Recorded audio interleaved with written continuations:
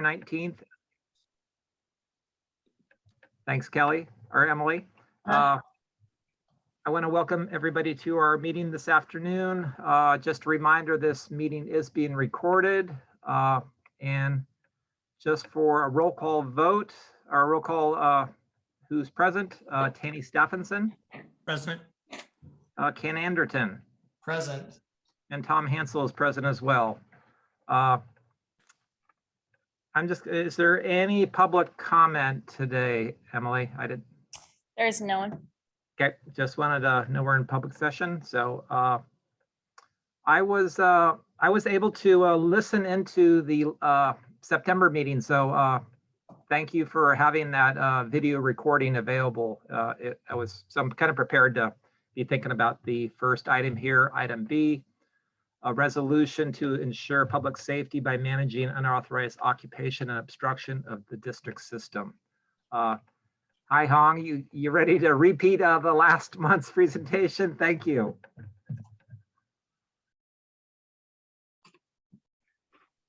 Hear me? Can't hear me. There you go. There you are. Thank you, Tom, for that segue. I appreciate you taking the initiative to listen last month, and I think Tanny was there, and Ken, you were there too, no? So most of the folks on this call then are familiar with this proposal. I just want to, it's in your reading material, and I won't go into the details, but I do want to highlight just a few things here. This is based on existing authority to manage the system. SDIC had in its wisdom, when it converted from a 547 to a 554, pulled all of the enforcement tools from 547 into its articles of incorporation or bylaws. So in addition to your 554 enforcement authorities, you have all of the 547 as well. So it made it very easy to connect those points for you. But the purpose of this resolution is to allow for you to implement a program that's going to control physical presence and obstructions on your system. Those terms are terms of art as they are used in the statute. They are address any conditions in which we determine to be an obstruction, and that determination will have to come from your chief engineer. If he feels like there is some physical condition or condition on the system that's going to prevent proper drainage or flood control, he can declare that, along with input from staff and the executive director. We came up with this theory primarily to address the pervasive homeless occupation or homeless camps throughout the entire system, not just SDIC. And we've determined that in some circumstances, it has become very unsafe for staff to go, field staff to go on and do their work. And if they can't do their work, primarily clearing debris from the drainage ways, the lack of access, as discussed in the memo, the lack of safe access can be considered an obstruction. You can't clear debris, there's an obstruction, no drainage, hence flooding. So this authority or resolution here has been proposed. There are 4 or 5 declarations that you are making with respect to the work that we hope to do for you. It does give Jim, the executive director of SDIC, some discretion to do and implement some of the plans informed there.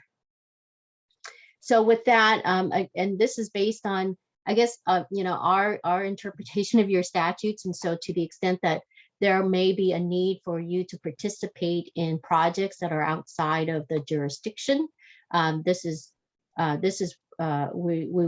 we rely on this authority here for that. So, for example, the Ninth Circuit, there's Ninth Circuit case law that says homelessness isn't a crime, and if you regulate the time and space of your property, public entity, you need to be reasonable about that. And one of the reasonable tests is that the homeless folks will need to have a reasonable alternative shelter to go to. So if we tell them don't stay here, go somewhere else. That's not enough. Don't stay here, but hey, here's a place you can go. So one of the administrative proposal that we're thinking about is potentially, if it becomes necessary, we may need to work as on a regional level with Metro, Multnomah County, to provide some reasonable, viable alternative space to relocate the homeless folks so that we don't run afoul of the court decision. And so that may require some funding to spaces outside of the boundary of SDIC. So that's the premise of at least some of the thinking for some of the programs that may come up through the pipeline. But for now, we have been applying this authority to be able to put in eco blocks and work, have a little bit more negotiation leverage with the city of Portland and other public property owners to help us move this along, and private property owners. So with that, I will open it up for questions. And if you don't have any, I don't know. Oh, I'm sorry, Jim. I think Jim's, sorry, Jim. No worries. Feel free to jump in and provide your perspective as well.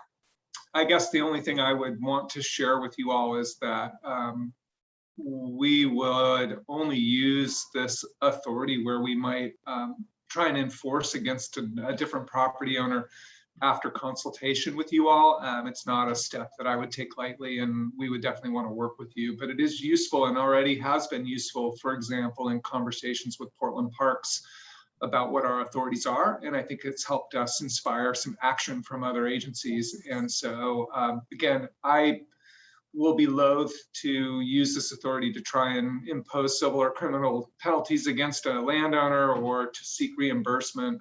We would take every step possible well before that and bring any action like that to your attention before taking it. Open up for questions, Tanny or Ken? Go ahead, Tanny. Hong, you mentioned that if it affected flood control or drainage, we could act. Does this go further to take in like safety, environmental damage, damage to the infrastructure? Only to the extent that Bill determines those safety damage conditions interfere with the flood control work. Is that? Can you point to me, Tanny, where you're the text in which you're at? No, I'm just going off of your narrative here, where you said flood control and drainage. And I'm just wondering if it goes further to employee safety, to damage to the infrastructure itself. Yeah, so it would go to those conditions. Yes. Okay. Yes. So for example, at Pump Station 4, if our crew is unwilling to do work there because they don't feel safe, that would represent a blockage under this construct. Okay, perfect. Thank you. It's creative legal thinking there. Thanks, Tanny. Well, fundamentally, if you can't operate the system, the effect is the same. So, Tanny, that was a question I was going to have. So thanks for asking that.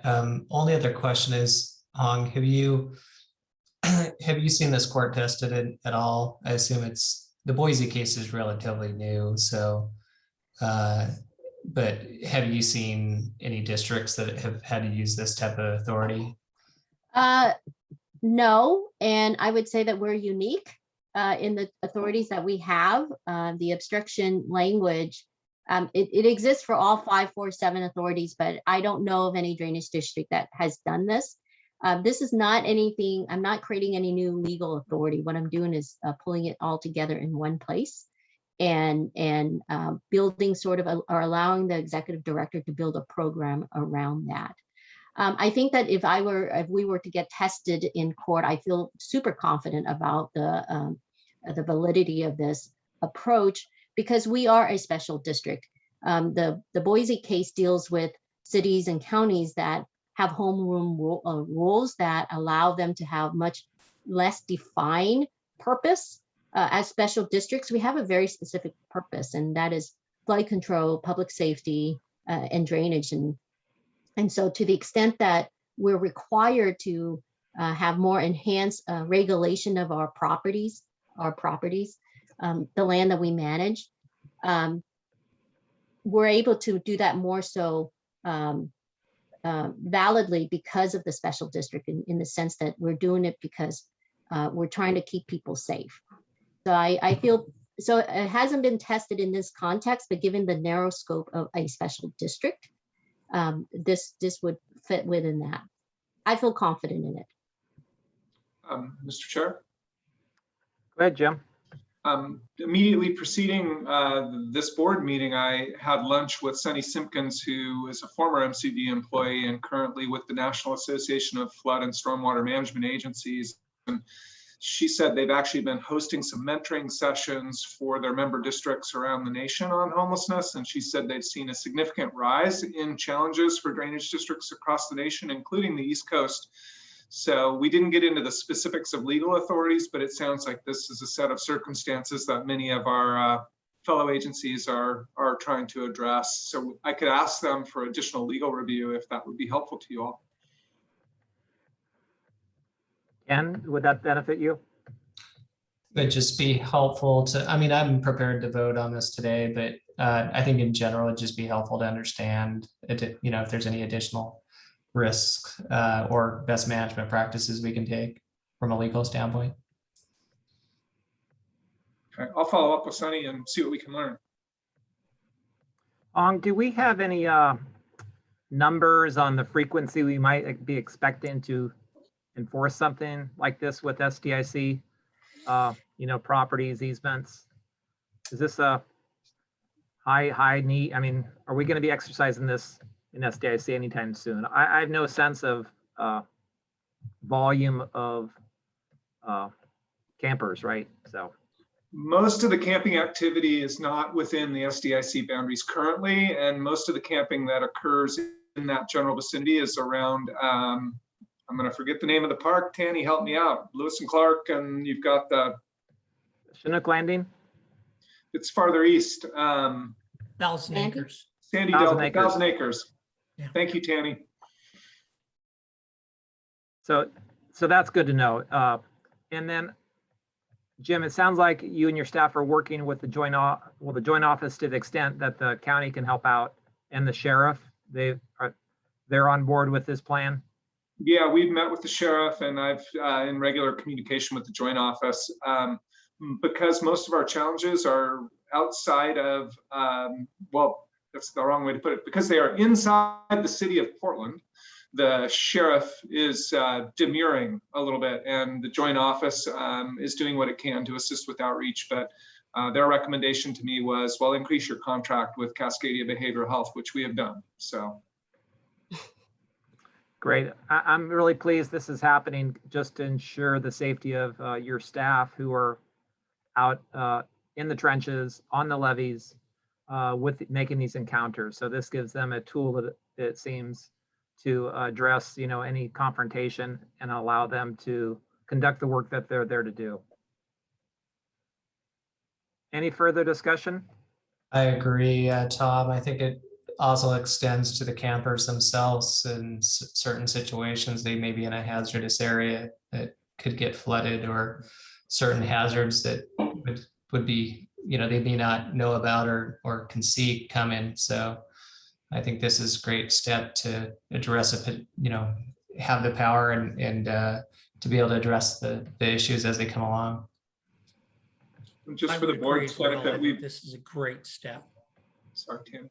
We are getting more and sort of more energetic cooperation from other agencies like Metro in the city, and the port is doing some good work. And I think we're all trying to figure out, and it's kind of a poor choice of words, but it's what comes to mind, dig out of this problem that really got created based on the CDC guidelines about not being able to move people in camps during the thick of the pandemic, and some staffing shortages that have emerged as a result of the pandemic as well. So again, just getting more interest and more activity in the space, which I think ultimately will serve both the create more compassionate alternatives for people forced to live outside, but also help us access our key infrastructure.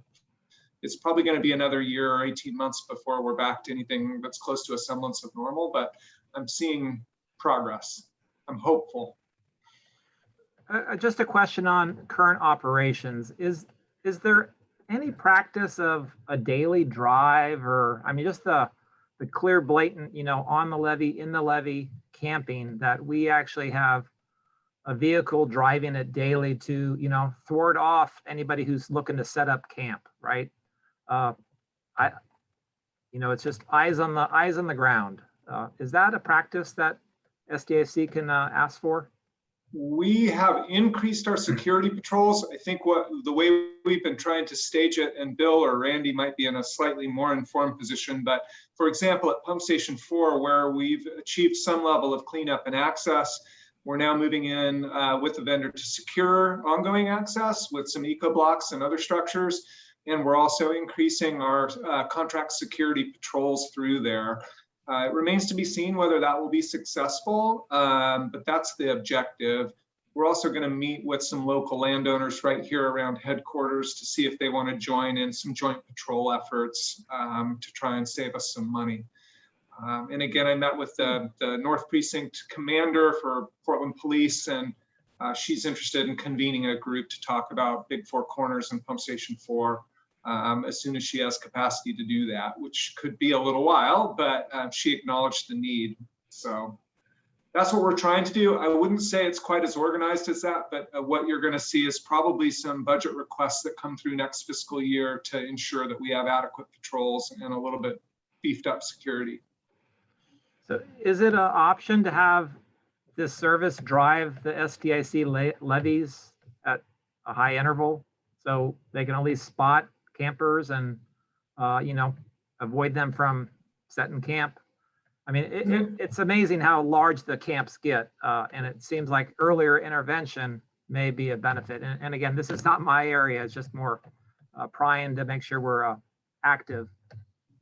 Bill, have you had communications with Randy about that? I think we've been a little bit more site specific rather than sort of system wide, but anything you want to add? So with regard to this topic, we have been more site specific as those camps grow.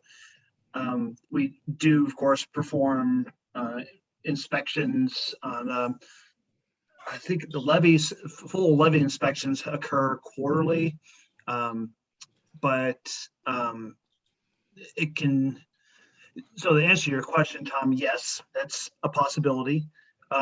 We would have to shift gears a little bit and maybe make some, and talk about have our staff do a drive-through, possibly having Cascadia Behavioral Health do some of that work as well, just for contact with houseless population. So it's a possibility, and I can research that to find out what that would entail in terms of a budget to implement that.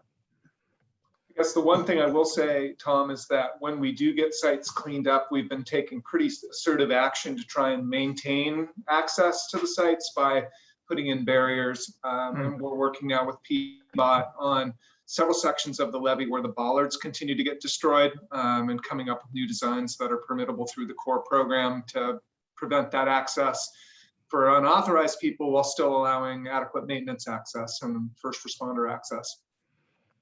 That's the problem with these big boulders and eco blocks. Once they're in place, you need a crane to get them out of the way. So yeah, this problem was in existence well before the pandemic.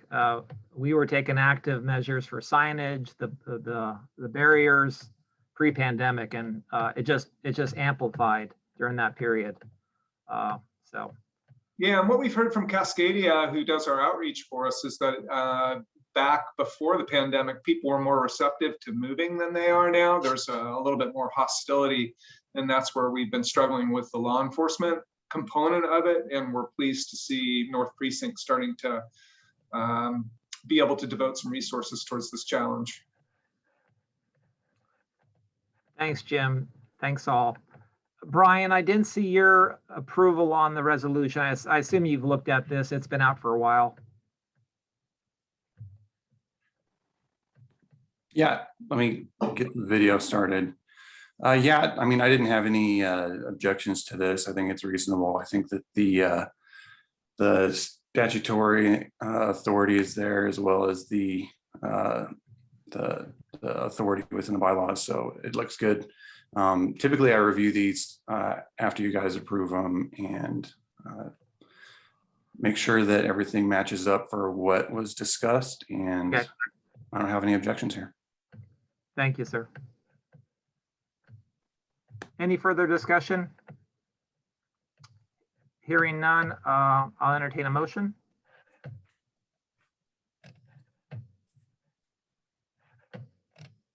Mr. Chair, Yes, Mr. I Sampson. move we approve resolution R 2021-09-02, ensuring public safety by managing the occupation and obstruction of the district system. I'll second.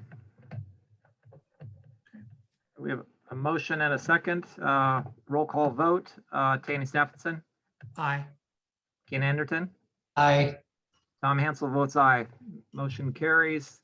Thank you all. Thank you for your support and helping us try and figure out how to collaborate with others and manage the situation. We really appreciate it.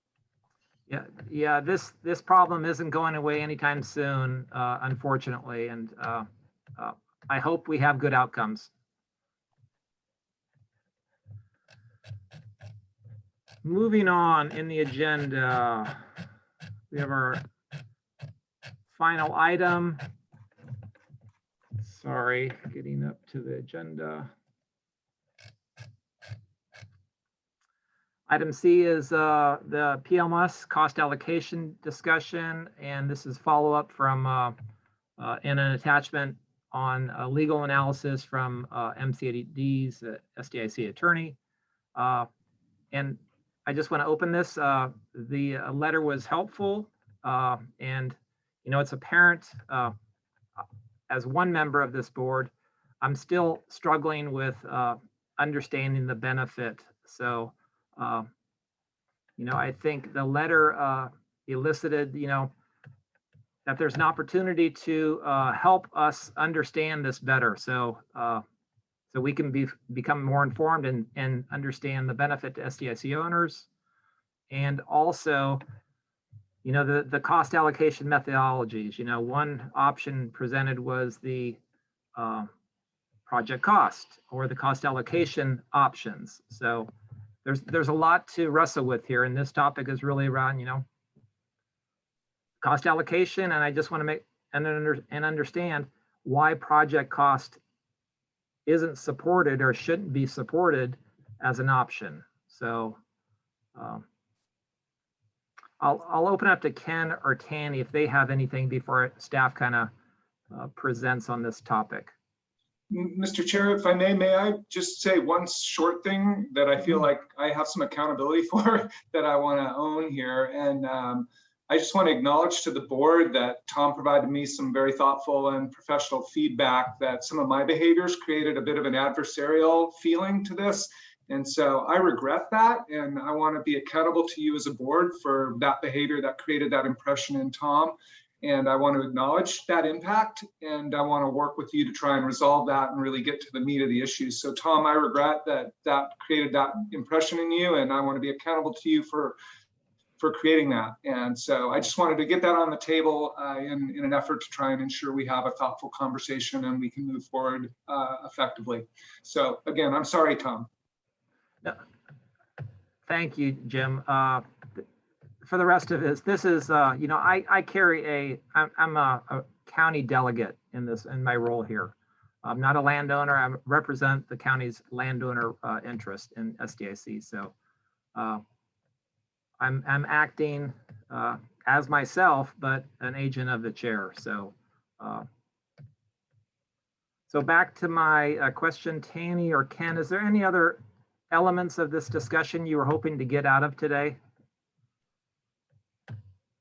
I was just gonna, just understanding where we're at, if the board's comfortable with the project allocation method is based on what we know with the PEDs and the current legal analysis, is that, just wanted to further talk about that, is that what we're comfortable with. We're okay with the PEDs. We're just concerned about paying for things outside of the district, given the little bit of grayness in terms of our authorities.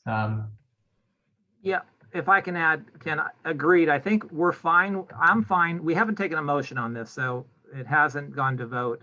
But, tentatively, I'm fine with project costs as we communicated in our adopted budget.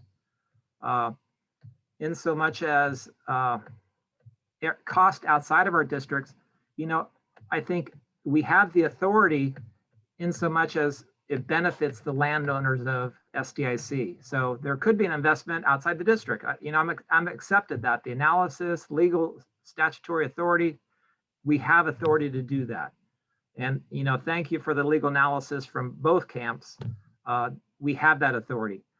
I don't know, if a landowner approached me and asked me, what's the benefit to me? I need to know what that response is. It doesn't roll off my tongue right now. So that's where I'm struggling. Project cost, I can say without a doubt, that is benefiting your district. So that's my hang up right now. So so it can go either way. It's just, I don't understand how it benefits our properties. Can we decouple it then and agree on the project cost is the area we would feel most comfortable with, and have the jurisdictional analysis separate from that? I'm fine with that, Tanny. Yeah, I'm fine with that as well. Yeah, I just wanted to I think that makes a lot of sense. I just wanted to pull, make sure I had it right. And I just think decoupling the two and stating what our preference is, given our need to defend this with our own landowners, is helpful. So I'm not going to ask for a motion on that, but I think I want to give we're a party to a larger effort. The Portland Metropolitan Levee System is the Army Corps project that we are a local sponsor with. And we've signed numerous resolutions showing our support for the PMLS work and our local sponsor contributions and financial obligations, to the, cited in number of resolutions. So I want to support staff, the project staff who are ultimately managing this. How does this affect your ability to deliver the PLMS work if SDIC does project costs? So if that's part of this, because staff report recommended against project costs. So, we don't want to make it difficult if we can avoid that. So. Mr. Chair, after our conversation last week, where I think you asked me a really clear question that I didn't have a good answer for, which is what's the problem with project costs? So following that call, I got together with our team and sort of put the same question to them. And I think after some discussion, we could probably get comfortable with a project cost allocation to SDIC if you were willing to adopt a policy statement that said, for purposes of the PED, we believe that a project cost allocation benefits the landowners. And if that broader legal question is separate, then we would accept that and go work with the other 3 districts independent of you to work out an allocation for the remainder of the costs. Jim, what do you mean the remainder allocation? Just the. So if we, again, and help me out team here, but if we agree that SDIC's preference is to pay for a project costs for your share of the PED, that wouldn't necessarily implicate the other 3 districts and how they divvy up the remainder of the share of PED costs for the local sponsor. They could come up with a different methodology among themselves. If you're willing to adopt that policy, I think we're very comfortable moving forward under that scenario.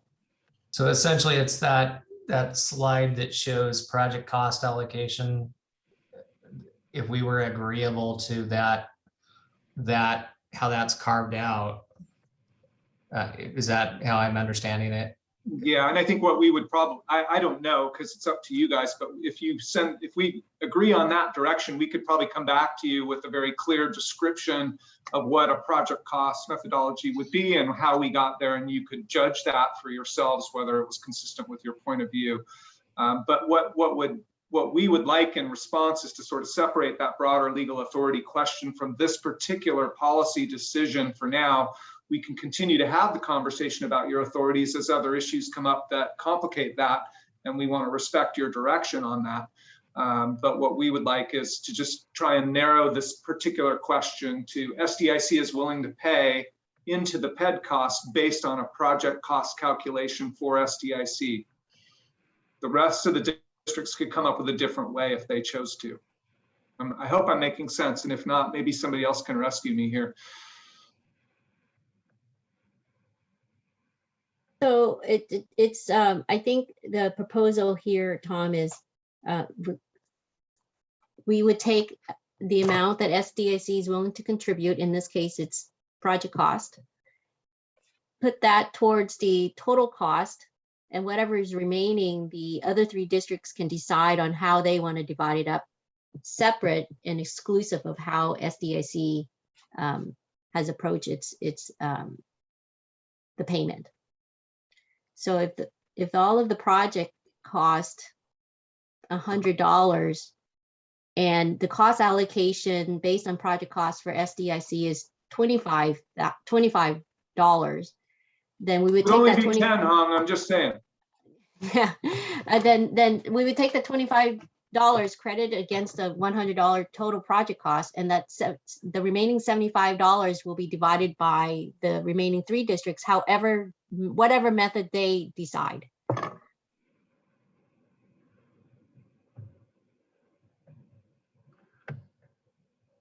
So And- I guess to understand, again, the benefit to the SDIC landowners is it a benefit to the SDIC landowners when you look at the PED, the construction of the Army Corps projects, the construction of the FEMA certification projects, construction of future district projects?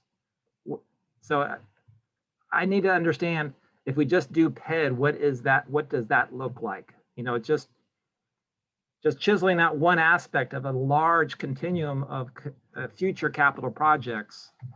And I say future capital projects in so much as the district will be doing them until such time we're dissolved.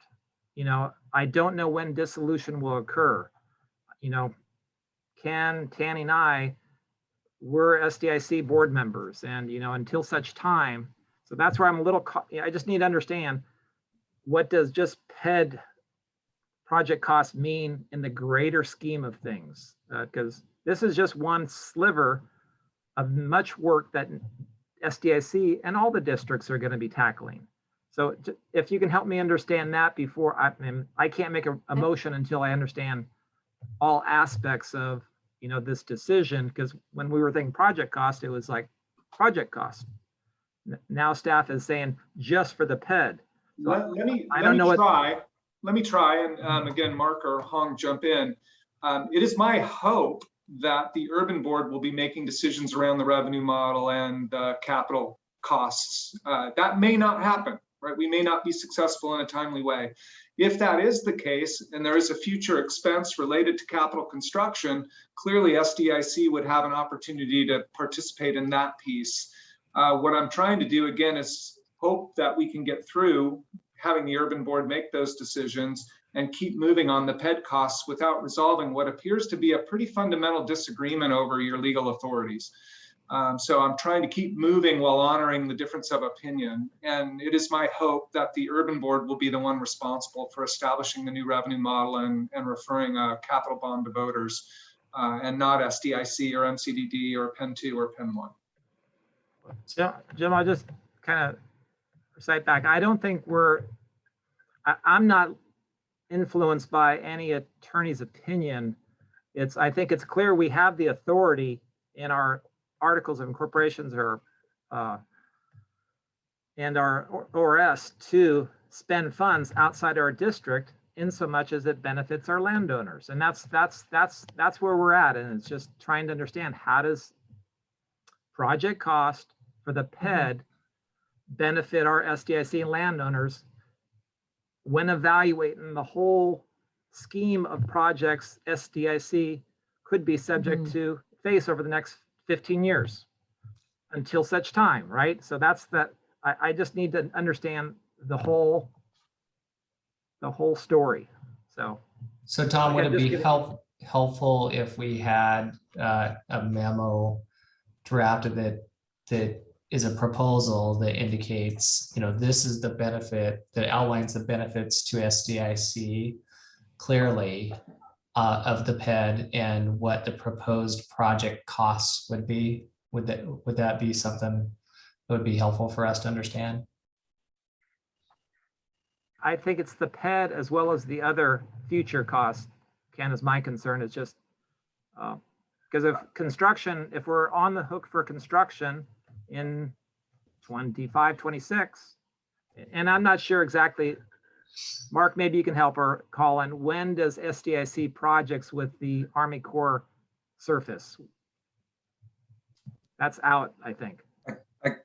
If I could, I want to address, if I could address one thing, because it seems to be like we're stuck on what is project costs versus construction costs. And the PED cost that we are giving you, and the percentages based on what we call project costs, they're essentially a multiplier of the construction. So all the work that is being done in SDIC is approximately 16% of the total project. And therefore PED is expected to be approximately, the cost to design that work is approximately 16%.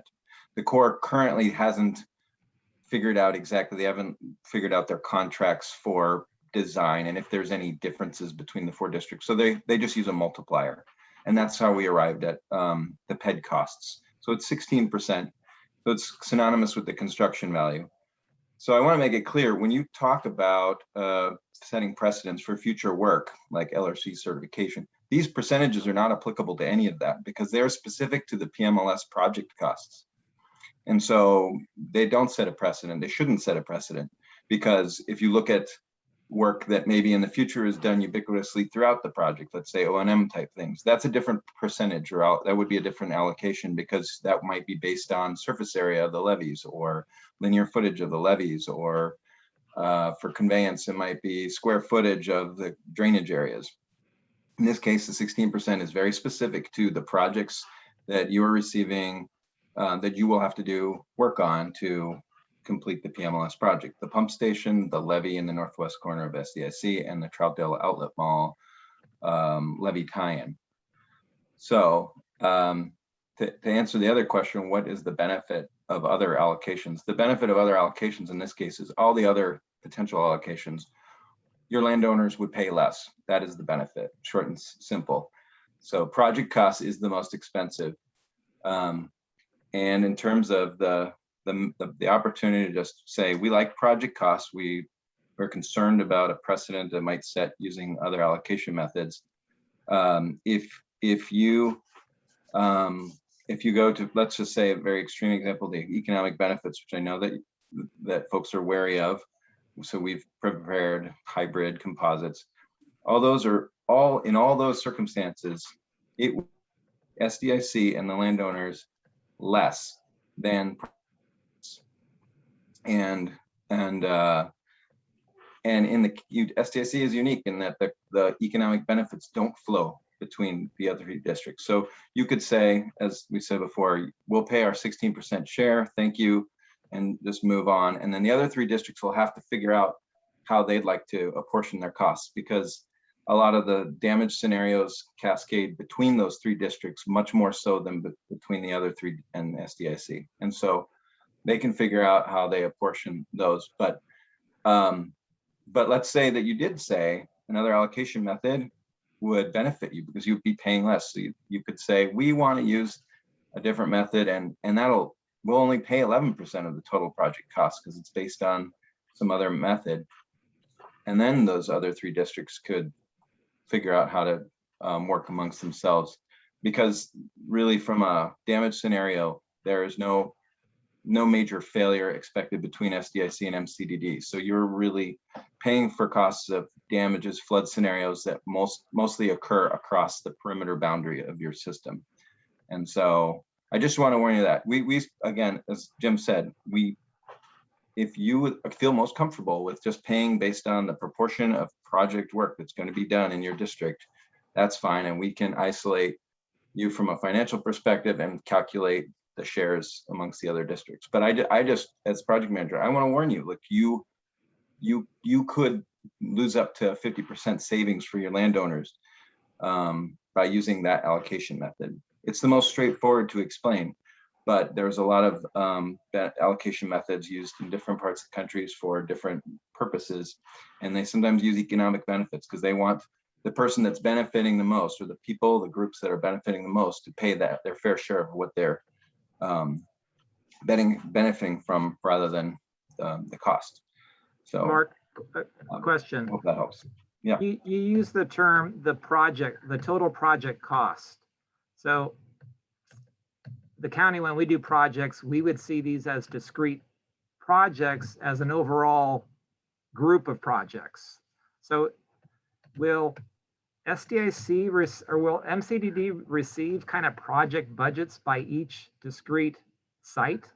We have those, and we're happy to provide those. Those are, when you received that hyperlink previously to all the appendices, the cost appendix, it is a guarded appendix because we don't want the public getting a hold of it and then contractors sort of hedging, blowing up the bidding process with the Corps. But we can provide that to you. We have those unit costs down to, traffic control cones and this and that. Like the Corps has done some detailed cost estimates for a feasibility level assessment.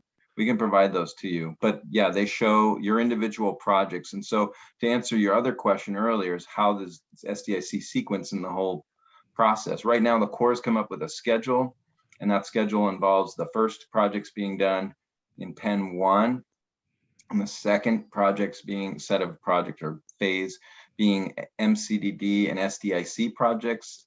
And then the third phase is essentially Pen 2 projects.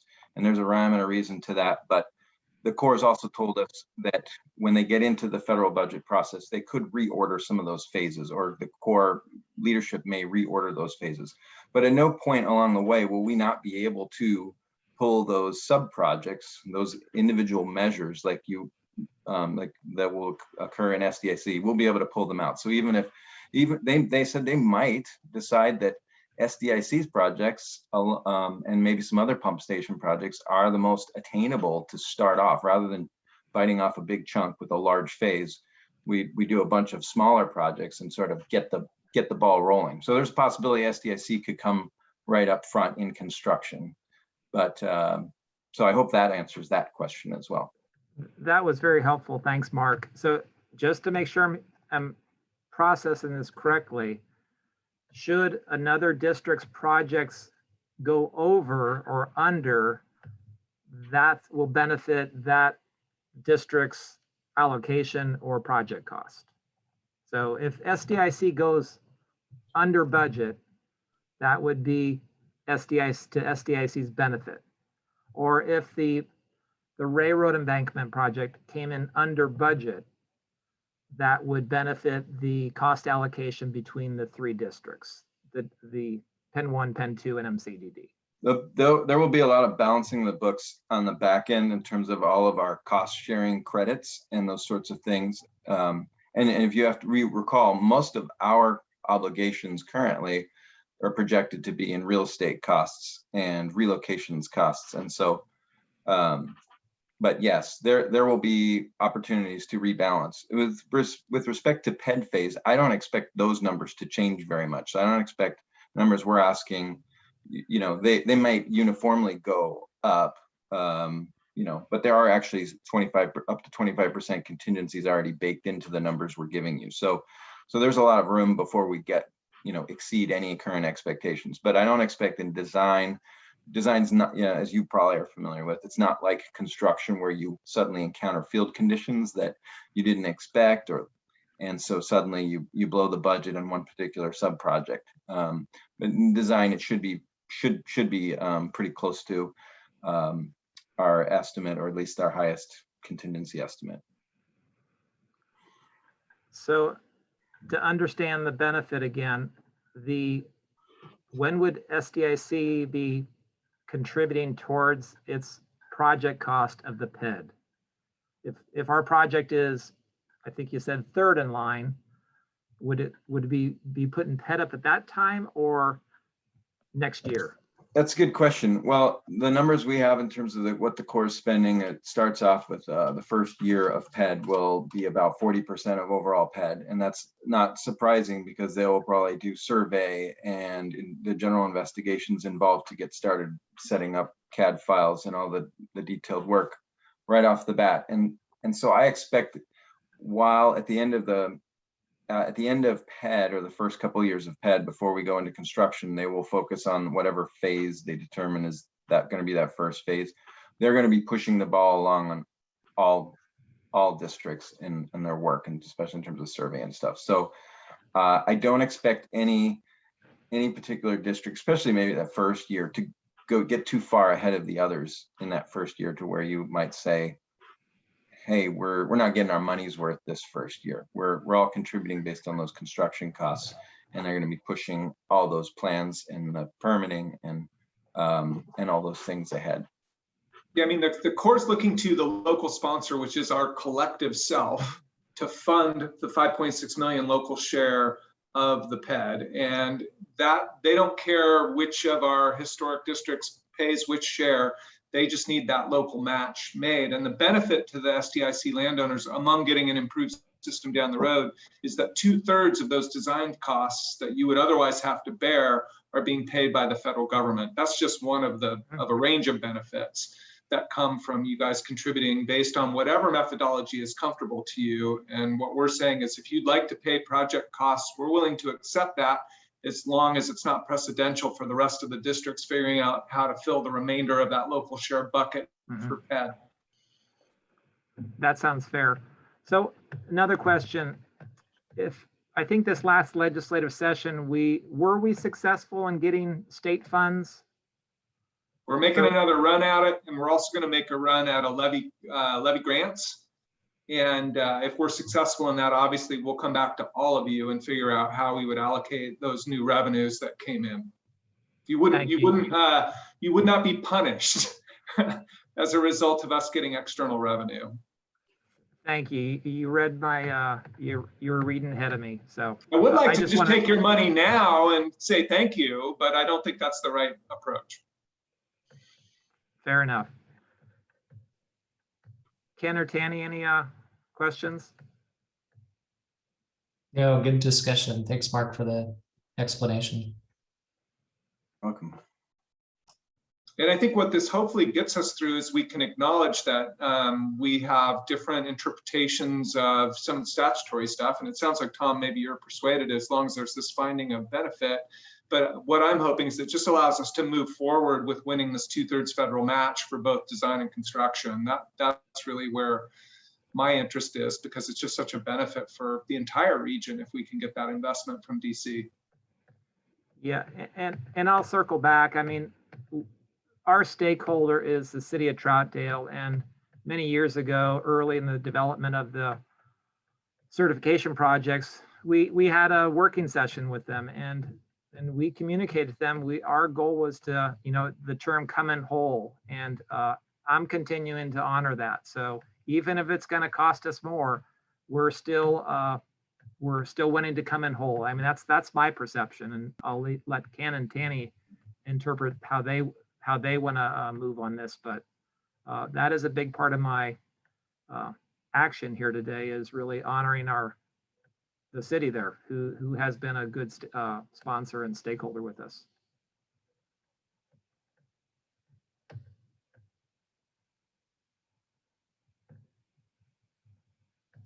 Agreed, Tom. I would agree, and I'm just going back to primarily the conversation that we had with them in the fall of 2018. The work session, the council meeting, and all the stuff that went back and forth about, who's paying for what and coming in whole, and, what SDIC wanted and what the city wanted.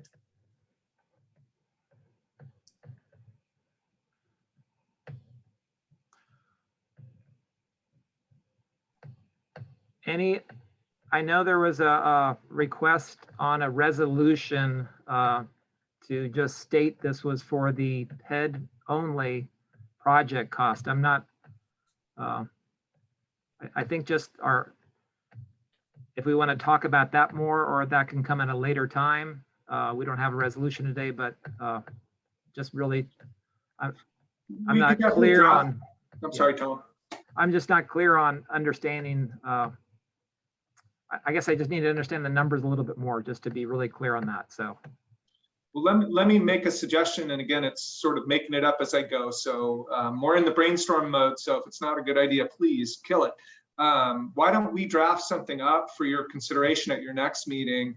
And I guess the point that I want to make is, if we are unsuccessful in getting the new district set up and we need to go down revenue generating exercise, then SDIC will be in the same position it's in today to weigh in on that and use your votes however you see fit to represent your landowners. My objective, and I think our shared interest, is in expanding our tax base to include all of urban Multnomah County to help with both the operating and capital costs. And if we're successful in getting that set up, then obviously the urban board would be making those decisions around the operating and capital revenues. And you've got a couple of representatives from that district on that board. But if that doesn't happen because we're not successful, or it takes more time, then clearly SDIC will remain in place, and we can continue to have this conversation about additional funding decisions that we need to make. But what I'd like to do is, quite candidly, kick that can down the road, because it appears that we have some difference of opinion there that's difficult to reconcile right now. So currently we have, SDIC, I feel, needs to be informed of, what other contributors are moving funds in towards the PED. Is it just the 4 districts coming up with the local sponsor match? Or are there other jurisdictions stepping in to assist with the funding? I think our current plan right now is to use the existing districts plus seek these levy grant funds that the legislature created during the last session.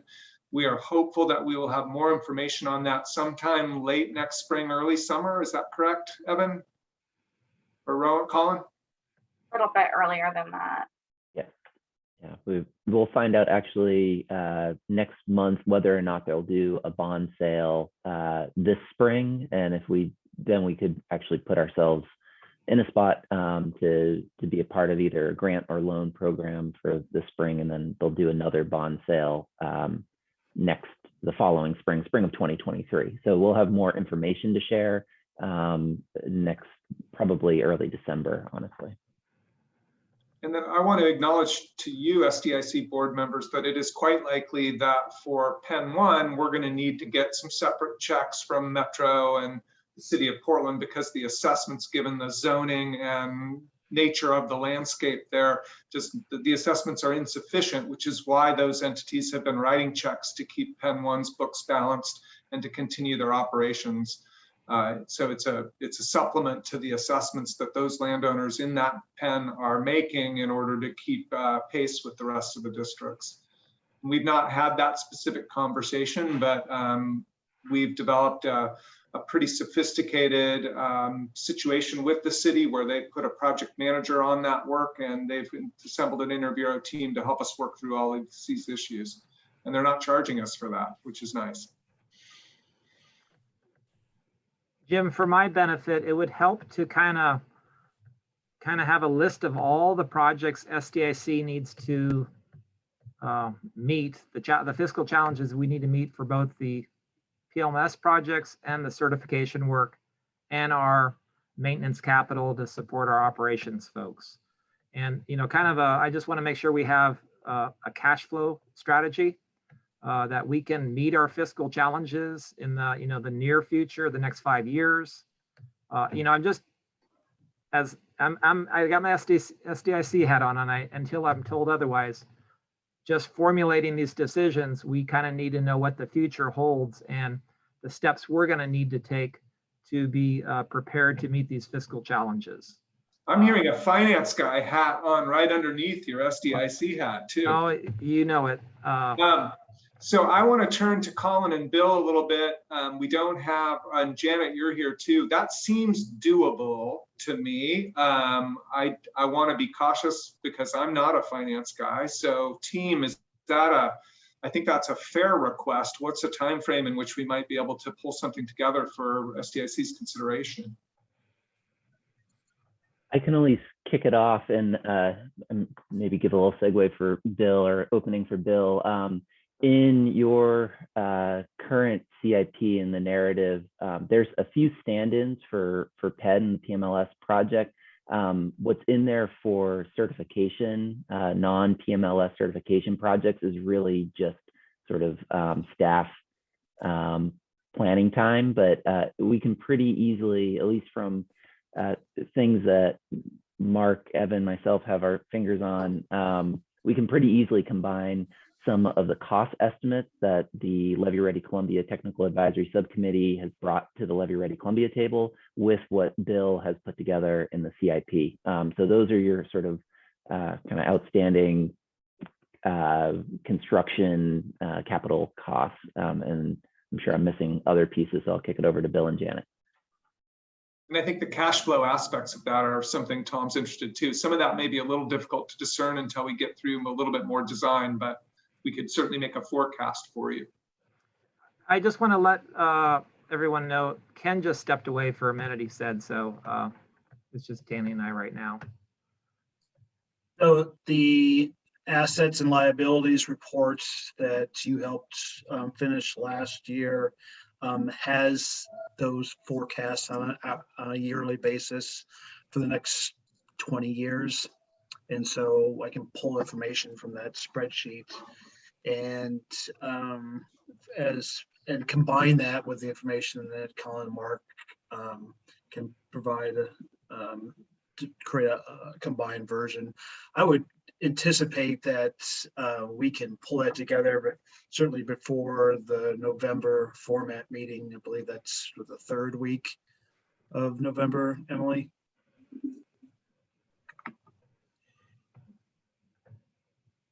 Janet, anything you want to add in terms of the cash flow or?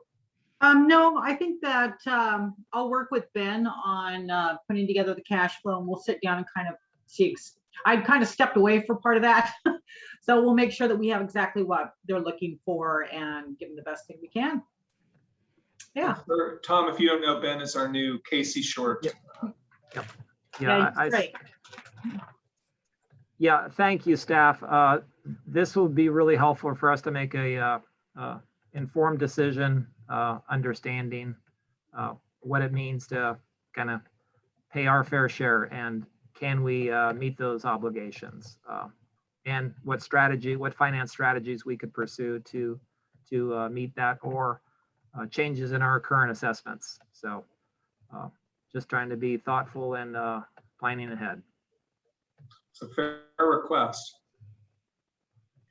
So if I can recap, it sounds like we need to bring you that analysis, and then we need to draft a resolution for your consideration and review by Mr. Sheets, describing this project cost basis for PED, and then giving you, Tom, the confidence that you can see ahead through the PMLS construction, all inclusive of our capital and operating needs, so that you have a sense that you can tell your landowners what you're going to need to raise from them, or whether you have sufficient revenue now to cover those costs.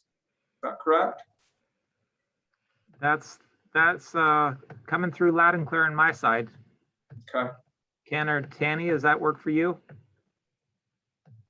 Sounds good to me. Team, do we have what we need to fulfill the board's requests? More direction? I guess we can always call people and ask for clarification as we get into it, but it seems doable, is what I'm hearing. I think so. Okay.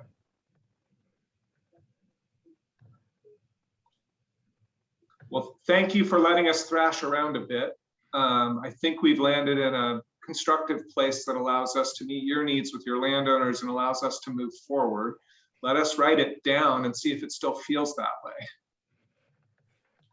Thank you. This was a good discussion for me. And I think we're going to be able to move forward. What is the time certain for the PED, the PMLS PED payment, or the cost allocation project cost? What? So our first payment's going to be due in October of next year. And so we'll need to build some frame of reference into the adopted budgets that we will be presenting in the spring to all the boards. Excellent.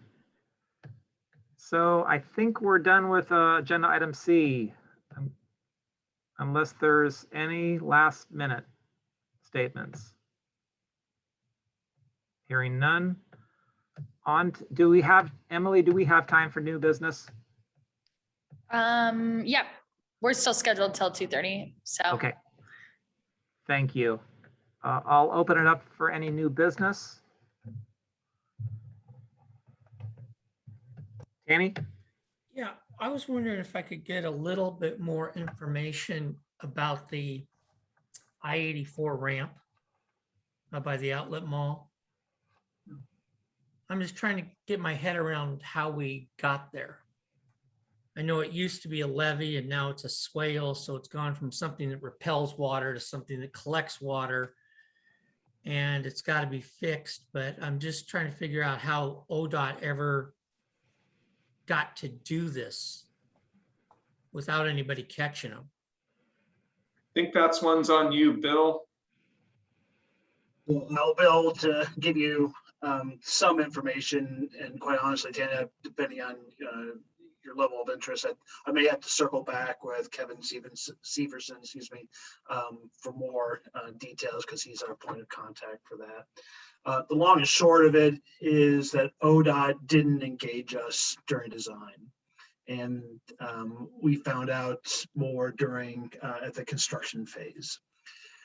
And so when that happened, we began those conversations with ODOT and the U.S. Army Corps of Engineers. They what happened, as you've seen out there, they finished up their anticipated design work, but also recognize that there's more to do to reestablish the levee crest elevations out in that site. So the work is not done out there. ODOT and the Corps of Engineers and ourselves all are working towards a pathway to reconstruct or rebuild that levee elevation out there to connect the dots for flood protection in that area. So that may be the extent of information I have for today, but I can certainly circle back with Kevin if you have something more specific you'd like to hear about. Yeah, I'm just wondering why it's not ODOT's responsibility, I guess, at the end of the day. Yeah, so that is one of our positions. They have as an organization, they have their own drivers to complete work, and we're trying to work with them to make sure they elevate this particular need high enough on their CIP list. So, but let me take that thought back to Kevin and provide a more thorough response to you. We probably can do that via email. That's I'll go through Emily or to provide that information. Is there other aspects of that you'd like me to investigate? No, just, it ends up coming back on SDIC, but I'm trying to figure out why it's not stuck with ODOT. If that makes sense. To actually do the work out there. Yeah, so I wouldn't come to that conclusion quite yet to say that's on SDIC to fix. Let me connect with Kevin and give you a more thorough description of our current discussions with them and what pathway we're trying to move forward. Because if ODOT got rid of some land or some soil embankments that used to be part of the levees, I would think that they would need to rectify that situation. So, but I'm really kind of out over my skis here, and so let me connect back with Kevin and circle back with you and the rest of the board. And Tanny, just if I may, a part of that update that I think Bill can provide is that the project that's in the PMLS is a little bit more complex and actually is a levee tie-in up at basically to, what is it, northwest 257th, whatever, 257th, the ramp there. It just never was properly tied in whenever that, and I think that's county right away. We're dealing with the ODOT Graham Road on-ramp, and then we're also dealing with the actual outlet mall. So that particular site, and especially as it relates to the PMLS project, is a little more complex. ODOT has met with Shane Klein, who is the Levee Safety Program Manager for Army Corps, and have come up with at least some flood safety mitigation measures for monitoring that swale during, a potential flood event. So they've had some conversations there, but the actual physical tie-in is a little bit more complex. But I think Bill and following up with Kevin can provide those details a little more clearly. And Mark had to drop off, but I'll make sure that he's prompted as part of that too, so he can provide some of the footprints from the PMLS project. And the theory is that levee is going to prevent water from running underneath the interchange to the other side, right? Correct. Correct. Supposedly. Yeah, at some point the Sandy River will get high enough that even the levee won't stop it. But Kind of what I'm correct. thinking. That's the theory. Okay. And in the same general neighborhood, we successfully trapped out an entire family of beavers from the little stream there by the new Taco Bell that's going in, and they are happily getting cared for at the Oregon Zoo and will be sent to a farm where they have room to roam on BLM land soon. So we're trying to fix that side of it too. It's a good place for them. Yeah. Just saying. Yeah. And how many did we get? 4 of them? 5? 6? A lot of them. There are 4 that I think were healthy and could be rehabilitated for that relocation to Albany, where they'll be put to productive use. It's amazing what they can do in one evening. Yes. And the nutria come in and help out. I don't Busy have beaver. them. I just have beavers. Tanny, did you get what you needed on the ODOT? Yeah. On the beavers or the ODOT? The ODOT piece. I did. And we'll definitely follow up to give you more detail. And thank you for asking. Sure. Colin, the PLMS, so the piece that Tanny's talking about, that is the work that the PLMS is identified? Or is it adjacent? It's adjacent. If you think of where that bike path that goes over for that new bike ped bridge, that, and then just a little bit to the south as it kind of ramps up there. So really kind of edge of the Graham Road off ramp to kind of right along that little parking area that's behind. I think they're redeveloping that as a Starbucks, Tanny, right? That I think Starbucks is like right where your levee is, kind of. Yeah, so that area is basically where it basically just needs a little remediation and proper tie-in with the engineered levee.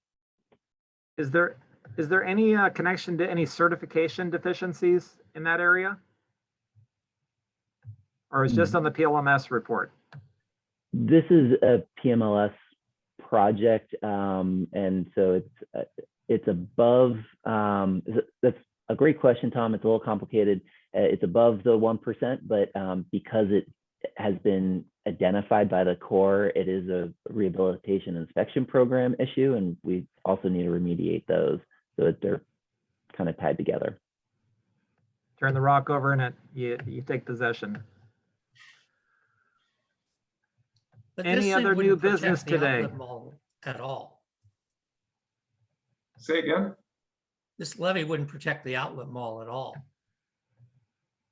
No, the levy as designed, well, actually, as the levy as designed is an even further retrospective because the on-ramps basically moved the levy around. It really, as you said, Tanny, it really is, there's a flood scenario of the Sandy River backing up because it's a steeper river than the Columbia, backing up 1,000 acres and then flowing into SDIC northward from there. So it's really protective of that and the properties that are just to the west where the new Taco Bell is and the truck stop. But it wouldn't protect those. It would protect those properties because the rest of, if you think of the rest of the Grand Road off ramp going straight across I-84, which is built high ground, and then connecting in up by the Dairy Queen, all of that is a barrier that creates your sort of western levee. And so anything that's to the west of that, sorry, your eastern levee, anything to the west of that, including the truck stop and then everything north would also be tied in. So it's really I'm hearing the need for a site visit. Well, it's just, yeah, I think it would flood the outlet mall and the URA property, which the city's trying to develop. And it would keep those inundated with water even longer, would it not? I would think. I can't speak to that. That's some H&H analysis work, but it is not made to protect those. I think the city's probably using 100-year floodplain analysis. So that would be, I believe, above the 100-year flood or 1% annual chance, but most, I guess, under the 500. But again, I would need to take a look at the FEMA flood panels to inform that discussion or H&H analysis. Okay. The Corps Might is be really worth focused on looking at. the Corps is really focused on completing that system and properly tying in any components of the system that are insufficient.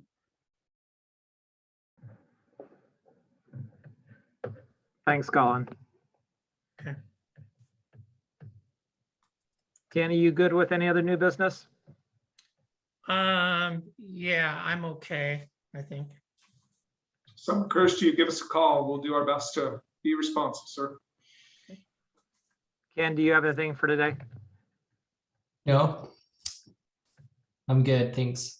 Yep, thank you. And nothing from me. Anything further from staff today? I want to thank everybody for helping me understand our authorities. I very much appreciated the research that was provided. And with that, we are adjourned. Thank you all. Yeah. Thank Thanks, you. everyone.